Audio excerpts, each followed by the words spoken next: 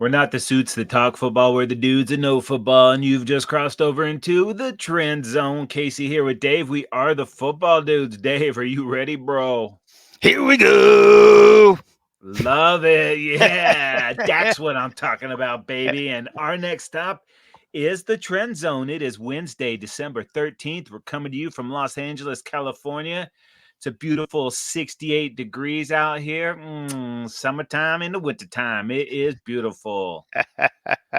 In today's episode, we will talk some fantastic finishes, a little parody, some super news coming to Los Angeles, and we're getting international, Dave. We're going Southie, baby. But before we get to all that, tell me you have some tasty nugs for the people. All right. I will see what I've got here, Casey. Well, how about this one? Overall, in week 14, six teams won either in the final 2 minutes of regulation or overtime. An incredible 12 of 15 games worth in one score in the fourth quarter.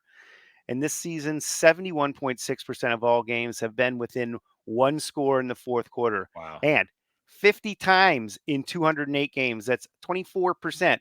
A team has erased a deficit either in the fourth quarter or overtime to win the football game. Crazy, Dave. But I feel like I'm building up a tolerance to nugs, so I need more nugs. Of course.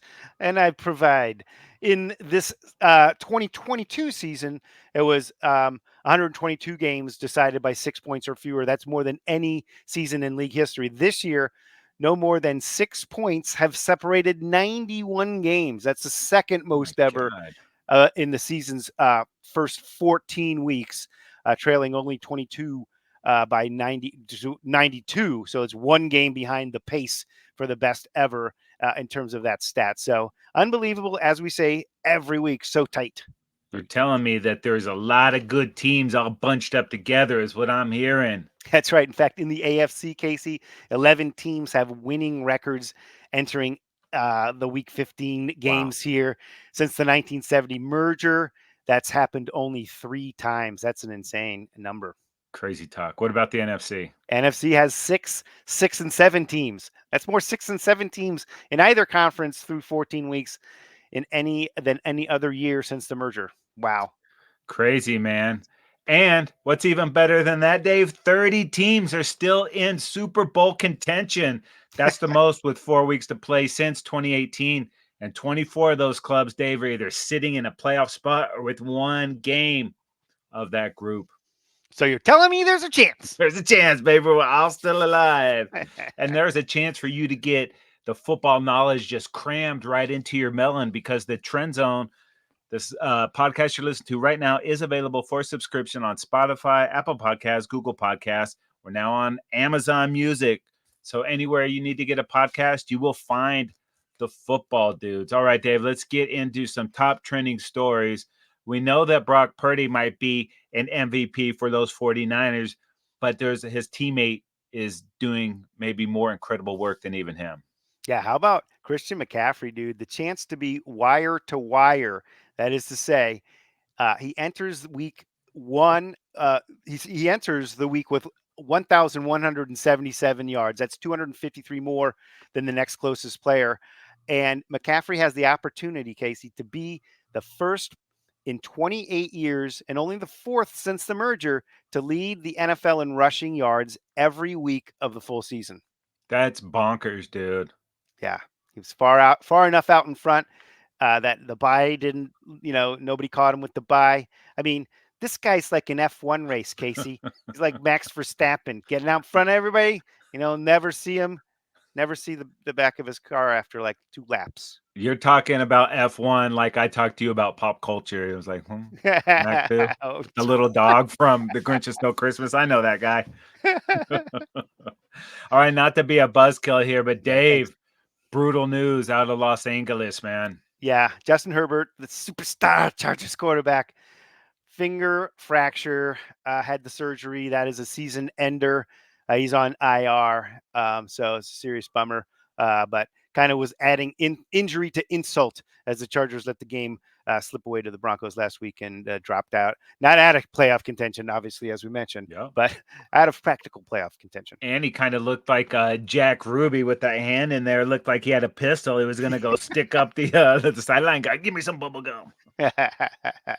And another season-ending injury, but on the defensive side for a different Yeah, game. the Bears, Yannick Ngakwe out for the season with a broken ankle. So, um, yeah, it's tough when you lose a guy for the year like that. But a lot of time to rehab. No rush for either of these guys. And that might be a good thing for the Bears that aren't necessarily trying to win games right now. So you take off one of your better, defensive pass rushers Yeah, there. So that might be. likewise, probably for the Chargers.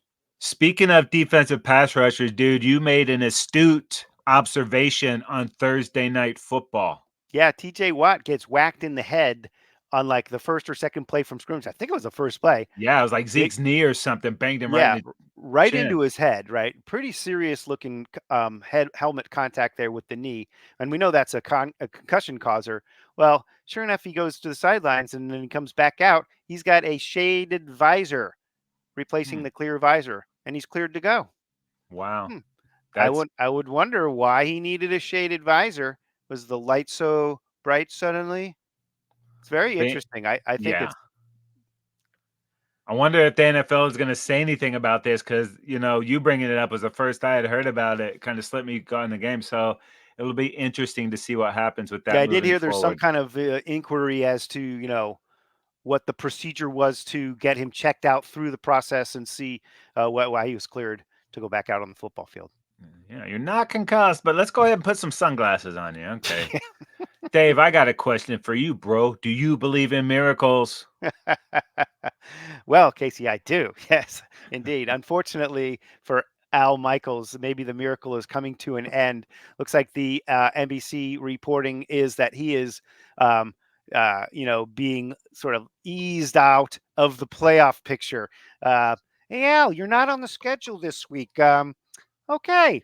Check back next week. Yeah. So Not on that one looks either. looks like Al Michaels was obviously unaware. He had assumed he was going to do a game, didn't know exactly who his partner was going to be, et cetera, et cetera. But um, it may be that the Al Michaels ship has sailed. More time for him to see LA Kings games and hang out at the horse races, which he loves to do. Speaking of LA, super. Thanks for asking. After you have a Yeah, sip of your vodka. yeah, exactly. So good. Yeah, guess what? The owners have voted today and awarded Los Angeles another Super Bowl. It will be after the 2026 season.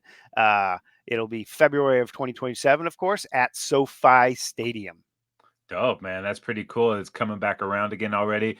I guess will this be the Chargers hosting? Was last time it was the Rams hosting. This will be the Chargers. Let's hope so, right? Yeah, get in that bad boy. And the next three Super Bowls, obviously in Vegas this year, then New Orleans, and then up the coast in Santa Clara before it comes back down to Los Angeles. Dave, speaking of football in different places, football is finally coming to Brazil.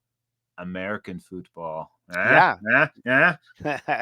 they know how to put on a monster event in Brazil. I'll tell you what, from some of the stuff I've seen, this should be a huge event. NFL owners approved the first ever regular season game held in South America. It is Sao Paulo, Brazil. And like I said, those guys know how to put on monster huge events. So it'll be an NFL game there in 2024. That's pretty awesome. Yeah, dude. And it used to be like the teams didn't want to give up a home game because they Right. didn't want to lose the gate. Now they're seeing how you market in these different territories. And like, oh, we'll gladly go down and be the team in Brazil that everybody loves. Yeah, no question. And they the other evidence of this expansion, Casey, is the fact that the international games are going up from 4 to 8 games in 2025. So it's going to be like half a season essentially over there of worth of home games for the you know international tour there. It's gonna be Yeah, and they're awesome. talking maybe Australia, Paris. It's going to be pretty interesting. That is becoming the new normal. Another new normal, Dave, is how close they're calling these offsides penalties. None other bigger than between the Bills and the Chiefs last Sunday. Yeah. And well, obviously it was Kadarius Toney who was called offsides, lining up in the neutral, well into the neutral zone, clearly from the telecast that we were looking at there. Um, and it negated a pretty awesome play from Kelsey to Tony for a touchdown. And yeah, it the ultimately they're calling that thing, but it was pretty clear that he was in the neutral zone. It was just bad timing in terms of that. Maybe he was trying to get a jump. Maybe that play was planned. Some people were saying it was ad libbed. Kind of looked like it was maybe something that they sketched up a little bit. But Yeah, certainly the reaction from Mr. Mahomes was completely over the top as he was spazzing out on the absolutely. sidelines. But I think in part that was because the previous week we saw blatant pass interference that cost them a game not get called, and he kind of let the refs off the hook for that one, saying, "Oh, this." And then you get to this game, and it's such a minor aspect. It was offsides, there's no question about it. But Yeah, we see guys lined up in the neutral zone all the time. We see right tackles kick out or even line up in the backfield, and they let it go. It seems to be so random. We yeah. just need some cohesion and some consistency with these officiating crews. It is infuriating. And I am glad that Mahomes went back and apologized for his behavior, but I get it, especially last week after towing that company line. Yeah, and another thing that just popped into my head, Casey, and I think you remember this distinctly, was about a month or a month and a half ago that a Chiefs player took his helmet off. It was a defensive player, and the ref told him, and you could see it on the telecast, Yeah. put your helmet back on. Well, last week in the games we watched, somebody took their helmet off, 15-yard penalty. Yeah. How are we calling this? Yeah. Remember when spiking the ball used to in the play in the field of play used to be a penalty for some Yeah, teams? We see it all the time now and it's never called. never It's called. just we don't know when they're going to call the ticky tack stuff and when they won't, and it is completely frustrating. Very infuriating. Yeah. Dave, I said I hate to be a buzzkill, but I'm going to be a Uh-oh. buzzkill here. Yeah. Some sad news. We had a couple deaths in the NFL this week. Go ahead and pour one out for the Patriots and the Panthers. They've been officially eliminated from playoff contention. Okay. They must wish, of course, that it was Super Bowl 38 rematch, Casey, that you were talking about. But no, it's actually both teams Mm. being out of playoff contention. Rest in peace. Well, if a couple teams are out, does that mean anybody is in? That's right. The San Francisco 49ers have, in fact, clinched a playoff berth, Casey. That's one team that's punched their ticket and will be in the tournament. And Dave, counting the Niners, 30 teams with Super Bowl dreams are still alive, baby. There's a chance. Yes. Handful of those teams, though, could clinch this week. Yeah, let's go through them real quick without all the details. Okay, teams that can clinch are Baltimore with a win and some help, Dallas with just a win or a tie, right? Detroit with a win and some help, and Philadelphia with a win or a tie. And then also San Francisco, who's already in, as we mentioned, can clinch the NFC West division title with a win or tie. So All those right. are our clinching scenarios this week. Let's find out how we're going to get to all those games, Dave, because it is week 15, baby. Week 15? Yeah, week 15. Oh my God.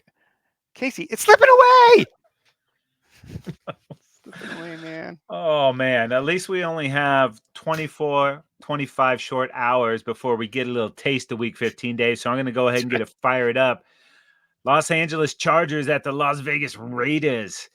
And the Chargers are getting to bring a field goal with them to the death room. Yeah, thankfully we do have that. I'll tell you what, Casey, Chargers and Raiders both at 5-8 are they're not mathematically eliminated as we've mentioned a number of times from the playoffs, but for all practical purposes, they are eliminated. And this is the second game between these two teams. The first one by Los Angeles.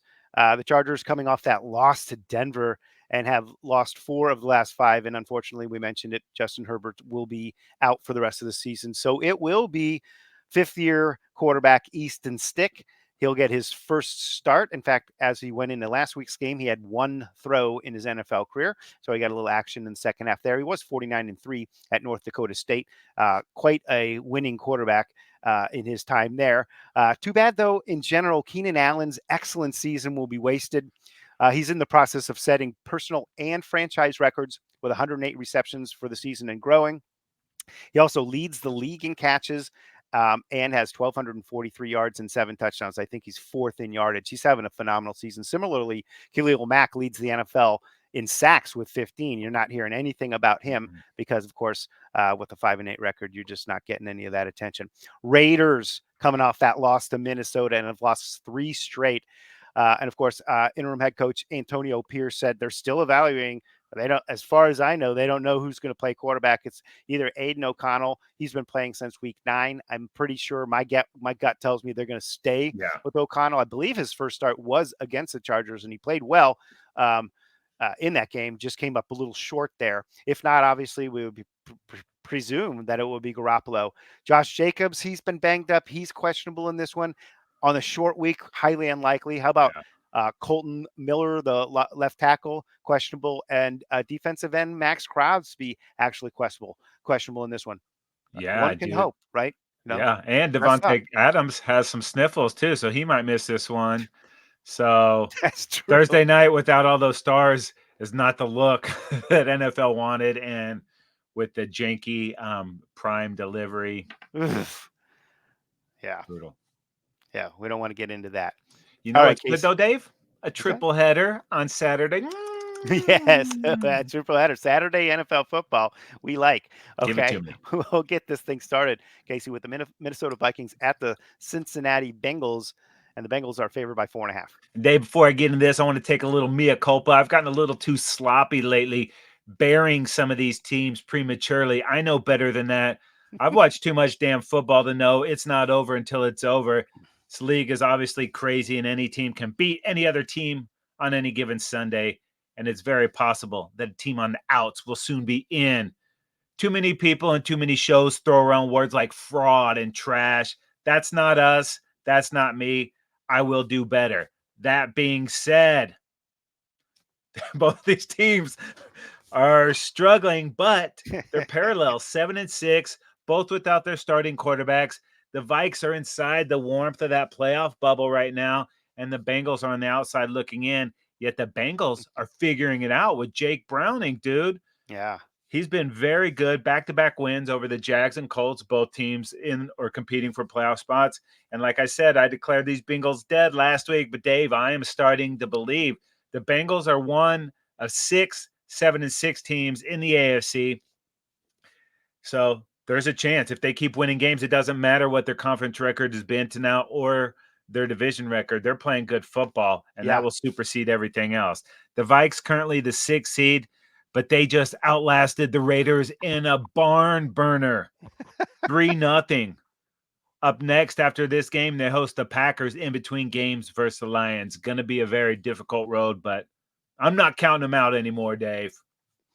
No, I mean the Bengals conference record is the only thing holding them back. They're playing some good football. Yeah, and if they get ahead of those teams, it's not going to matter. So let's see what happens down the stretch. I love it. All right, Dave. The middle piece of this triple header sandwich on Saturday is the Pittsburgh Steelers at the Indianapolis Colts, and the Colts are 2.5-point favorites. Yep, and both these teams currently are 7-6 and in the playoffs as the 6 and 7 seeds. They both win the tiebreaker of that 6-pack of teams that are all 7-6 due to their conference records, both at 5-4. The winner of this game will likely retain that wild card positioning for now, and the loser will almost certainly fall out of the playoffs with just 3 games up. Steelers currently the 6th seed. They've lost 2 straight after losing to the Cardinals 2 weeks ago and last week to the Patriots on Thursday Night Football, 21-18. Kenny Pickett remains out due to that ankle injury, so it will be Trubes for the second week in a row. And the team has yet to score 30 points in a single game this season, and they finished with less than 20 points 8 times. They are negative 40 in the point differential. Unbelievable for a winning team. The stats on both sides of the ball are not good. The key to their success, the defense continues to thrive in points given up, ranking 7th at just over 19 points a game with 21 takeovers and a plus 10 turnover ratio. So that's been the magic formula. Indianapolis, currently the 7th seed. They've won 4 straight before losing last week, 34-14 to the Bengals, previously mentioned. Jonathan Taylor has missed the last 2 games after having thumb surgery, and Shane Steichen, head coach there, says he still expects to have Taylor back this season. Will he return for this Mm. game? Depends on how the week goes. That's what he said. I don't think so. Otherwise, it'll be Zach Moss, who's been pretty good the last 3 games. Can they rekindle the Minshew magic, or will the Steelers' formula of a timely turnover and a late game magic come through? It's going to be an interesting football game. And you're hearing lots of chirping coming out of Pittsburgh. Dudes thinking they can just show up and some kind of dissension within the ranks. You haven't heard that ever before during this Tomlin era. So there could be big changes in Pittsburgh, Big Ben coming talking crap on them. So this is Mhm. not usually stuff associated with the Steelers. Absolutely, no question. One of the flagship franchises. All right, Mhm. up next, Casey, it's the Denver Broncos at the Detroit Lions in the evening Saturday special. Lions are favored by 4.5. Yeah, and besides their week 17 game against my Cowboys, I want to be stoked for these Lions, but they don't seem to have that it factor they had going on early this season. They've lost Yeah. 2 of 3 and haven't won a game by more than 5 points since week 8. And last week they got shut out in the second half by the Bears and went the entire third quarter without earning a first down. They have to Oof. clean up the turnovers. They have to clean up the penalties, and they must get Amon-Ra St. Brown going again. Yeah. Only 5 receptions and 70 yards combined the last 2 weeks, both losses. Shocker there. The good news, the Lions hold a 2 game lead in the division with 4 games to go. They lead the Vikings by 2 games, who they still play twice, and have a 3 game lead on the Pack. And the Lions have followed up every loss this season with a win, except the last couple. So they got to get this thing turned around. It is not going to be easy with those red hot Denver Broncos coming to town. Yeah, just like the shine has kind of come off that Lions team a little bit, the Broncos are kind of in a reverse scenario starting the season 1-5. They've won 6 of 7 to improve to 7-6 and second in the AFC West. They're actually in that 6-way tie for the final 2 wild card spots, but lose the tiebreaker and are currently the 9 seed.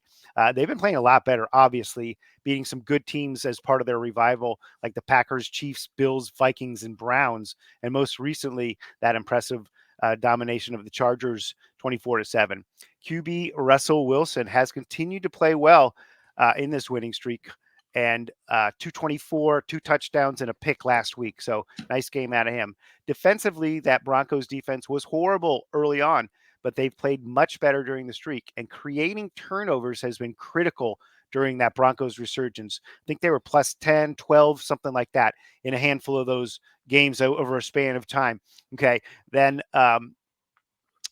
they now lead the league with 24 takeaways, and they're +6 in the turnover differential. So, in comparison, the Lions are actually -6 in the turnover differential. And as we know, when the Lions lose, they turn the ball over. That's what Mm-hmm. was happening in the Broncos earlier in the season. Clearly, that we know the effects of turnovers, right? This week's test will be slow down that Detroit offense that, when they don't turn it all over, has been really good all season long. Yeah. And Broncos just sneaking up on those Chiefs, something you'd never thought you'd hear this season. I'll get a little more into that when we talk the chefs. Yep. All right, moving into the early slot on Monday morning, Casey. It is the Atlanta Falcons at the Carolina Panthers, and the Falcons are favored by 3. Yeah, ATL dropped a huge game at home last week to the Bucks. In doing so, also dropped from the 4 seed all the way down to the 10 seed and out of the playoffs. They are Bruce. one of 3 6 and 7 teams in the NFC South, one of 5 6 and 7 teams in the NFC. After this Panthers game, they only have one more divisional game, and it's week 18 at the Saints. There's a very good chance that this division and the final NFC wildcard spots will not be decided until then. Wow, that is going to be exciting, and obviously this is a game that the Falcons absolutely have to cash in on. Cannot mess around. Got to Right. get this one done. All right, Dave, up next, it is the Chicago Bears at the Cleveland Browns. The Brownies, 3-point favorites at home. Yeah, and the Bears have won 2 in a row, having beaten some decent teams in Minnesota and then last week Detroit by a score of 28-13. At 5-8 and the 13 seed, playoffs seem unlikely at this point. But the Bears are just one game behind the final wild card spot in the NFC, oddly enough. But that logjam that there is, the bigger picture is what will happen with the quarterback Justin Fields. With 2 high draft picks, they could choose a quarterback in the draft and reset the salary clock at that position. Or they could draft a bunch of quality players to put around fields, especially if they could trade down and cash in on that. And will the coach and the GM even keep their jobs? It's interesting, Yeah. as we don't know exactly what's going on there with ownership. Up next, Arizona, Atlanta, and at Green Bay. So some games on their schedule there that they could do some damage. Okay. The Browns have lost two straight, had lost two straight before topping the Jags last week in an impressive 31-27 win. They've committed to Flacco for the remainder of the season, and the stability at quarterback might be just what they needed, along with that very good defense to make a legitimate playoff run now. Flacco has started two games, throwing over 250 in each of those games, and for a combined 5 touchdowns. He's playing pretty good football. And unfortunately, the Browns have lost their top 3 offensive tackles. Running back Jerome Ford is questionable for this one. So they're banged up in one of their strong spots, which is that O line and running the Yeah. football. But Flacco's given them that stability. Coming up on their schedule, also some winnable games, but some tough ones at Houston, the Jets, and then at Cincy. So They're close, man. Brownies are close to getting in there. That would be I like that story with Joe Flacco much better than I like it with Deshaun Watson. agreed. Yep. All right, up next, the Tampa Bay Buccaneers at the Green Bay Packers, and the Packers are favored by 3.5. Casey, and interestingly, the last 2 times that a wild card team advanced from the wild card slot and won the Super Bowl, it was the Buccaneers in 2020 and the Packers in 2010. So, an interesting side note. Wow, Battle of the Bays, Dave, and it's back-to-back wins for Baker and the Bucks, and those wins have them back on top of the NFC South. Bake has been shaking and baking on the road, dude. 6 road games with 2 or more touchdown passes. That's the most in the NFL. Rashad White, baby, coming to life. Last week, a career high 135 scrimmage yards. He's looking for his 4th game in a row in doing that, going over 100, and he could have a big day versus a Packers defense giving up over 140 yards a game on the ground.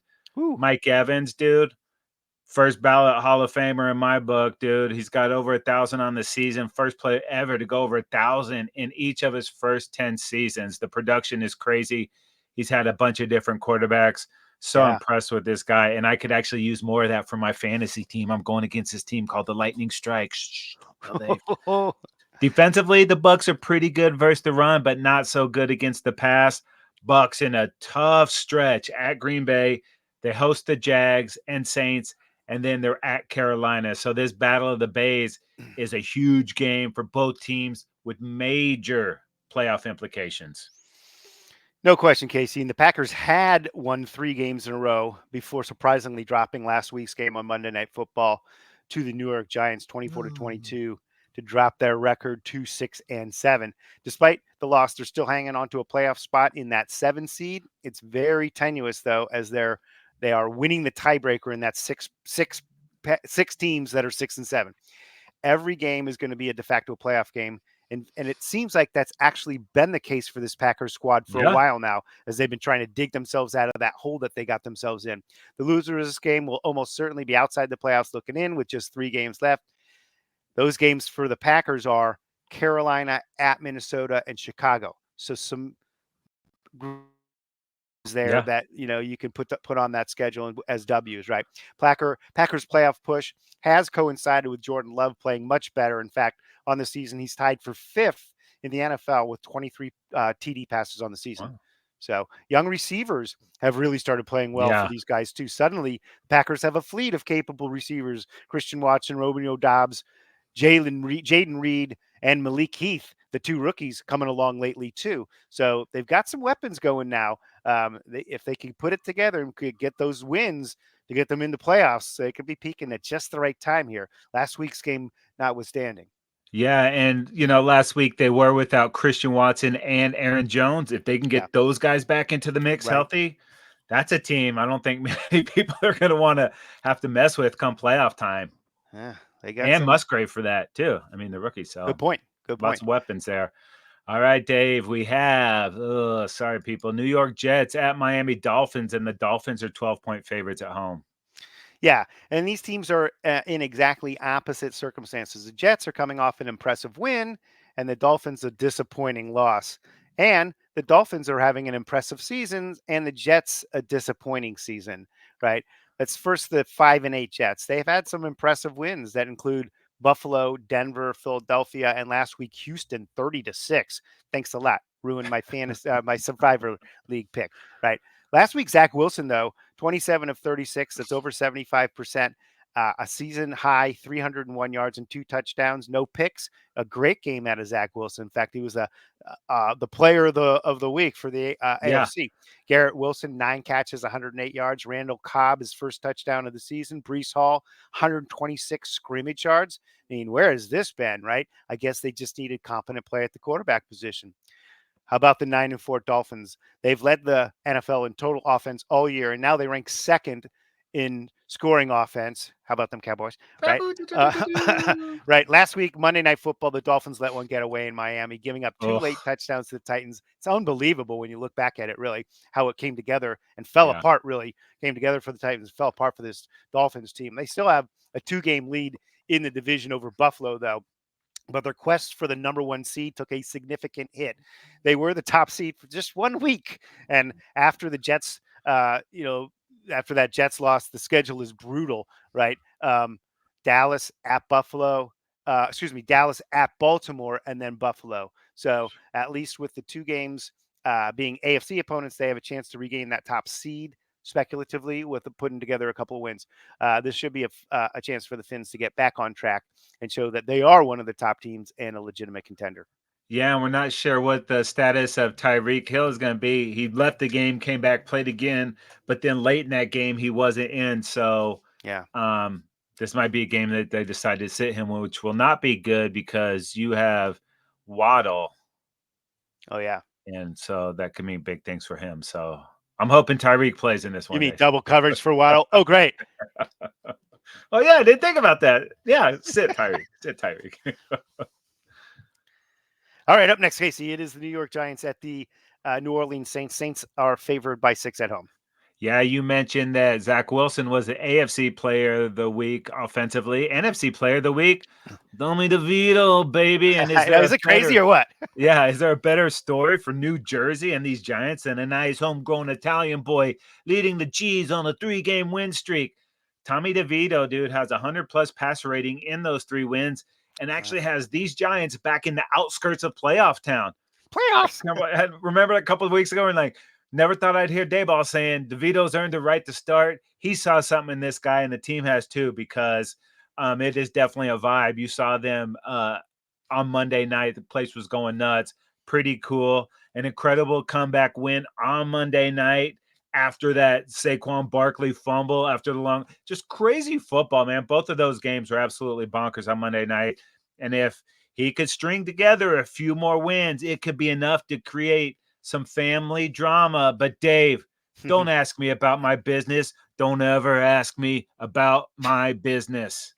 As for the Saints, they have been totally banged up injury wise, and they've lost 3 of 4 and are the 5th out of the 5, 6, and 7 teams fighting for that postseason in the NFC. Now they are tied with the Bucks and Falcons, but have a worse divisional and conference record than both of those teams. But they play at the Bucks week 17 and they host the Falcons week 18. So they're at least going to have an opportunity to get back in that mix. Yeah, I mean, this Saints team, it's kind of like that division has been theirs for the taking, and they're just For all not of those taking it. teams, they've all Yeah, had a chance and nobody's running away. But that's what we saw last year, right? It came down to the final week. 3 teams were tied or something, and it yeah, it was could have been almost a chance that we would have all 4 teams at 7 yeah, and 8, but it didn't get there. It would have been so fun if it did, though. crazy. All right, up next, we got a pretty good one. It is the former and the future and the present. It is the Houston Texans at the Tennessee Titans, and the Tennessee Titans are favored by 2. Huh, wonder what that means for CJ Stroud. Yeah.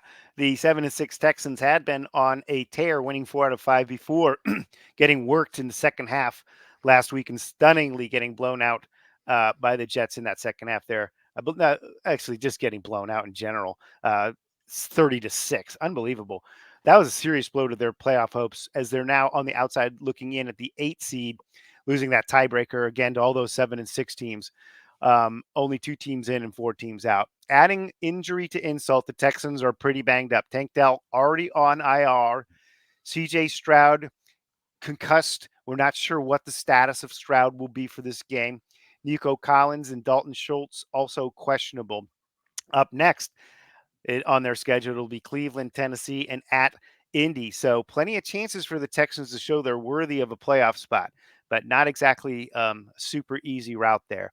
The Titans' disappointing season was derailed last week with an exciting comeback win over the Dolphins on Monday Night Football at 5-8 and the 15 seed in the AFC. They're not eliminated from the Mm-mm. playoffs, but they need a myriad of miracles to somehow make it in. This season is about getting some valuable experience for rookie quarterback Will Levis and other young players. And last week, Levis was great, throwing for over 60%, a career high 327 and a touchdown. The week before that, he was decent as well. Um, Tyjae Spears, the rookie, had 118 scrimmage yards in this one. So great productivity out of the young guys there. The old guys, though, are showing that they still could be part of this team moving forward. Derrick Henry, 2 rush TDs, and DeAndre Hopkins leads the team with 7 catches, 124 yards, and a score last week. So those old guys still making a statement. Yeah, and dude, the Titans, it doesn't matter who the quarterback is, when they do their Titans thing, they look great. That last 3 minutes of the game was outstanding football on both sides, and Levis just took it, man, and that cat was fired up. So pretty interesting to see what could happen there. And if CJ Stroud can't go, these Titans, baby, will mosh. No question. All right, up next, the Kansas City Chiefs at the New England Patriots, and the Chiefs on the road favored by 9.5. Wonder if the hoodie's ever been a 9.5 point dog at home. It's hard to Oh my, imagine, right? yeah. Well, Dave, let me take you back in time. It was 2019 when Tom Brady and these Patriots beat Patrick Mahomes and the Chiefs in the AFC Championship. Since then, though, it's been mostly tough times for the Patriots. The Chiefs have had some tough times lately, too, but a much different kind of tough. The kind of tough that the Pats would love to have. Chiefs coming off back to back brutal losses, but still the 3 seed with 4 games versus AFC opponents.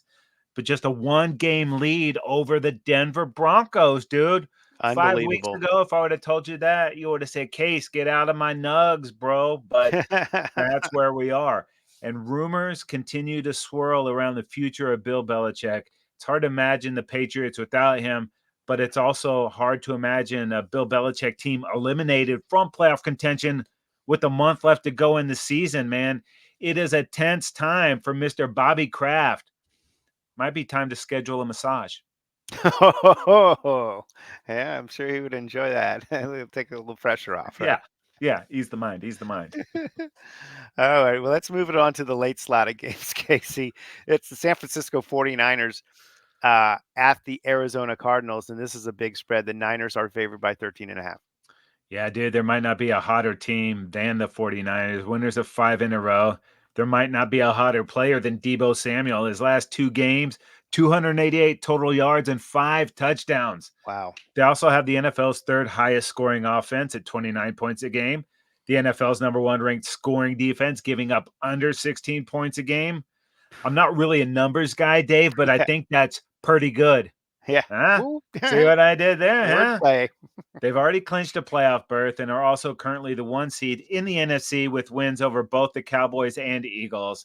Cards are coming off a bye and currently hold the 3rd pick in the 2024 draft, and a ton of questions moving forward for these birds. They did beat the crap out of the Steelers before the bye, which Yeah. will only raise more questions to what the future for that current roster is. Yeah, no question about it. They have been pretty feisty and play hard kind of all season for new coach Jonathan Gannon, but yeah, don't know about those Cardinals. If they can make this one a fun one, that will be a heck of an effort from them. Yeah, I mean, obviously they're better with Kyler and Connor Yes, there.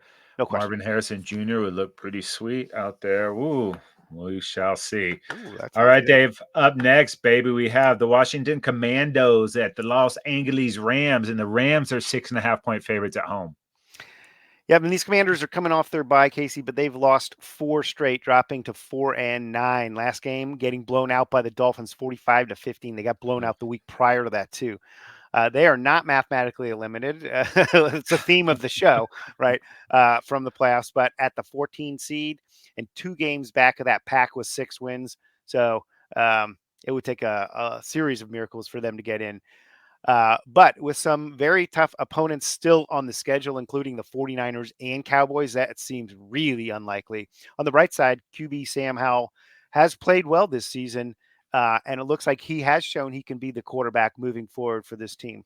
Rams have won 3 straight before losing last week's game in overtime to Baltimore. So close. It was a good football game that we got cut off on. Thanks a lot, YouTube TV, right? Yeah, they got to figure Um, that out. yeah, they do. But I digress. They lost that game 37-31 in overtime as we tuned over to the Chargers local telecast, and that was joyful. At 6-7, though, the Rams are currently the 8th seed. So losing the tiebreaker in that 5 pack of 6 and 7 teams fighting for the wild card. Matthew Stafford has been great since he's come back for that injury. And last week, Stafford had 294 and 3 touchdowns, no picks. Cup had 8 catches, 115 yards, then his third receiving CD rather last week. And then Kieran Williams rushed for 114 yards. So they're cranking on offense for sure. And that's a good Ravens defense they put out those numbers on. The Rams offense should be able to move effectively versus this Washington's defense that is 29th in total yards, last in passing yards, and last in points. So look for this one to be an opportunity for the Rams to put up some good points. Yeah, and how about these Rams, dude? I left them for dead at the beginning of the season, Oh, and they me too. actually have a ton of talent there. And this is another team in the NFC that would be very capable of going into Yeah. Dallas or Philly or Yeah, you San don't want Fran them and getting sneaking away. into the Mm-mm. backside of that playoffs and suddenly spoiling somebody. That could very well happen. This team is potent. They're And you very, got very Nakua. They've been entertaining. looking for that other receiver for Whew. Cooper Cup. They had OBJ for a little bit, but this Puka Nakua, man, it's something special going on with those Rams. So Yeah. they're on the up for sure. All right, up next, Casey. It is your Dallas Cowboys at the Buffalo Bills in one of the better games of the weekend. Bills are at home, favored by a point and a half in this one. Wow. Such a huge game, dude. Not only a two-time Super Bowl rematch, but potentially a Super Yeah. Bowl preview that would absolutely destroy every Super Bowl viewership number ever. Could you imagine this being the game? Oh, man. Wow. Speaking of numbers, the boys have 10 wins for the third straight season, and 8 of those have been by 20 or more points. A huge reason why the MVP type season Dak is having, looking for his 8th in a row with at least 2 touchdown passes. He leads the NFL with 28. And Dallas leads the league in points per game at just over 32. He's second in passing, and he's also taking care of the ball. Remember, he couldn't read defenses and was too mistake prone, too many turnovers, just 6 ints on the season. He has 2 rising stars in CD Lamb and Jake Ferguson. If you haven't heard of Fergie, you will soon. His last 2 games, 11 grabs, 149 yards, a touchdown, and at least 2 players hurdled, man. If you haven't seen the stills, get out there on the Twitter or the X, whatever. They're pretty dope. And CD looking for his 6th in a row with the TD catch. Second in the NFL with 96 receptions, third in yards with 1,253, and is tied with his homeboy's brother, Stephon Diggs, for 4th in touchdown receptions with 8. Cowboys also increasing their rush yards per game. The last 3, it's up 138 per game. Hopefully that's a trend and they can get this higher and take that. If they can get this run game going, they will have a legit chance at making a run towards Las Vegas. Defensively, number 3 in total D, number 5 in pass D, number 4 in scoring D at under 19 points a game, and they're only giving up 106 rushing yards per game. But Jonathan Hankins suffered a high ankle sprain against Philly. Team said it's not too severe, but the high ankle sprain, unless you're Trevor Lawrence, is usually like a 4 to 6 week type deal. Right. That does create a huge opportunity for rookie Mozzie Smith. And I got to show some love for Brandon Aubrey real quick, the rookie kicker. Hit from 60, 59, and 50. I've never talked about a kicker so much in a week of football, but the dude has been a huge weapon. Um, and it's going to be a great test with a very good team that's got their back against the wall on the road. We're going to get the Bills' best shot. They're playing some pretty good football. The last 4 weeks of the regular season are going to make or break a bunch of teams, including both of these guys.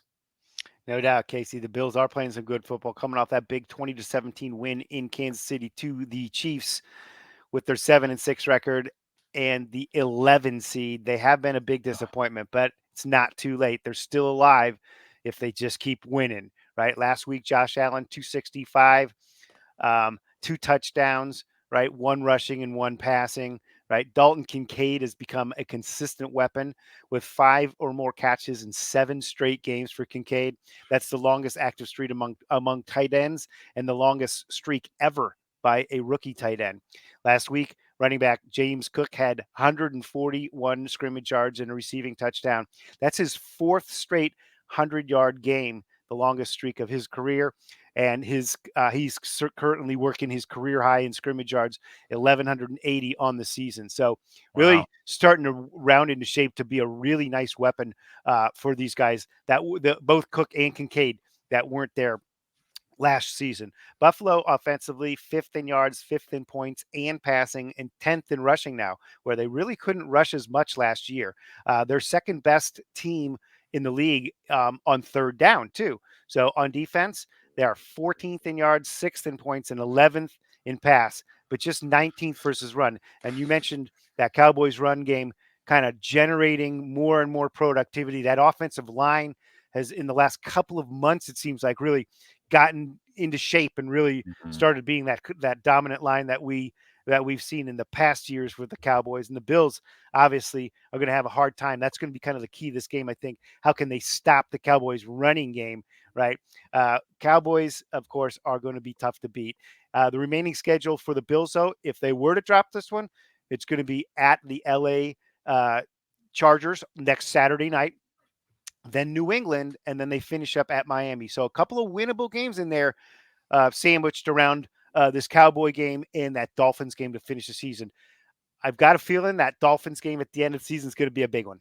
Oh yeah, they can afford to drop this one, Dave. Give this to the Cowboys, and then Cowboy Nation will jump on the Buffalo bandwagon to help them throughout the rest of the season. Okay, it's a deal. Great, sweet. Okay, cool. Very kind of you guys. Yeah.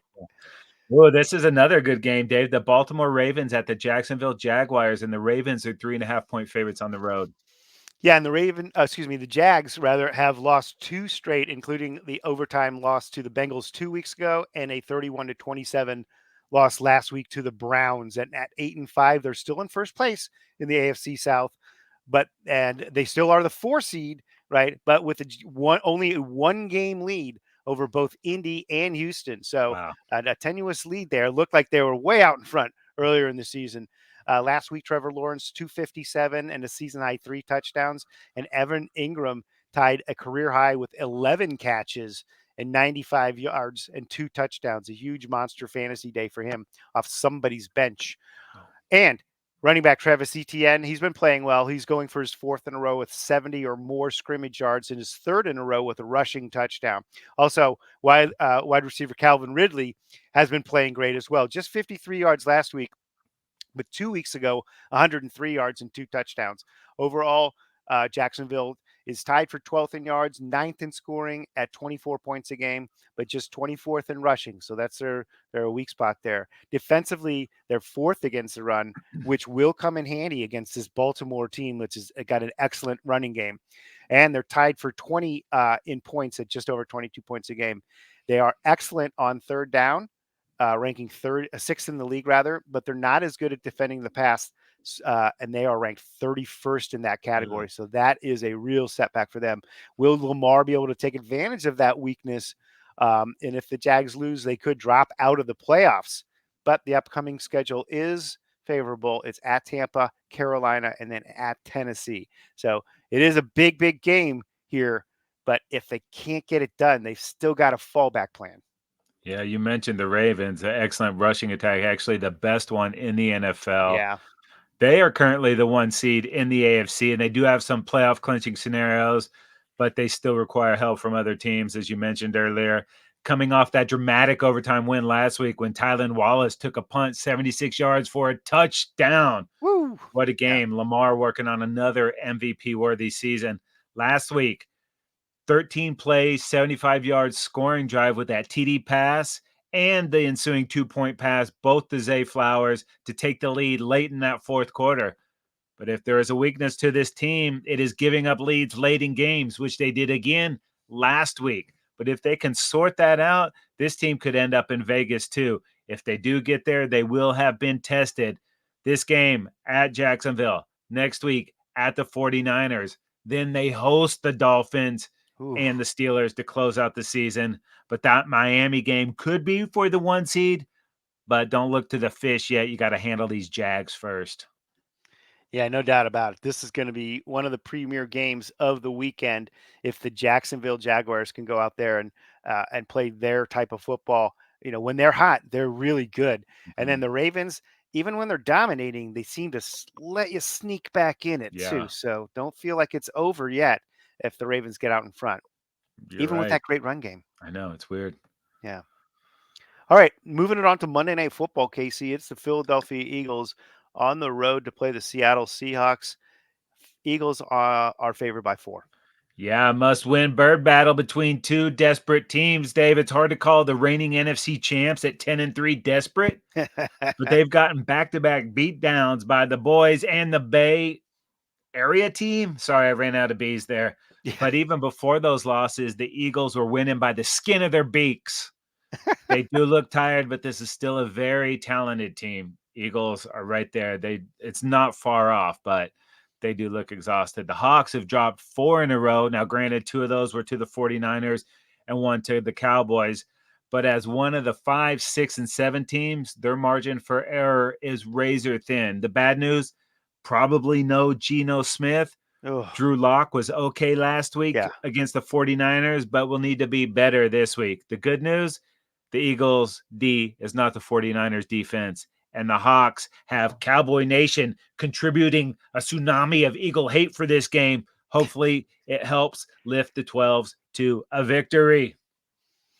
Yeah, I'll tell you what, the Seattle Seahawks were such a fun team to root for early in the season, and everything was going right. And then this losing streak here, and the way the season is finishing up, it's kind of just all slipped away and fizzled out for the Seahawks. The Eagles, obviously, um, you know, they need to take care of business here in order to continue to maintain their status there in the NFC. So it's a big game. Yeah. And if the Eagles do drop this, then Mm. there's some sketchy times coming. But this game is going to make history no matter what because it's the first ever Monday night flex game. How about that? Ooh, Pretty that's cool. pretty cool. I like that. So many ways you can check out the football dudes. The Trend Zone is now available for subscription on Spotify, Apple Podcasts, Google Podcasts, Amazon Music, Stitcher, Blueberry, wherever you get your podcasts. Yeah. Also, subscribe to our YouTube channel, like us on Instagram and Facebook, follow us on Twitter, also known as X at Football Dudes LA, and make sure you tag us across all social media platforms. And while you're out there surfing the interwebs, go ahead and bookmark footballdudes.com. That is going to do it for this episode of the Trend Zone. We're not the suits that talk football, we're the dudes that know football. For Dave, I'm Casey, and we are, where are we, Dave? We are out of here. That's right.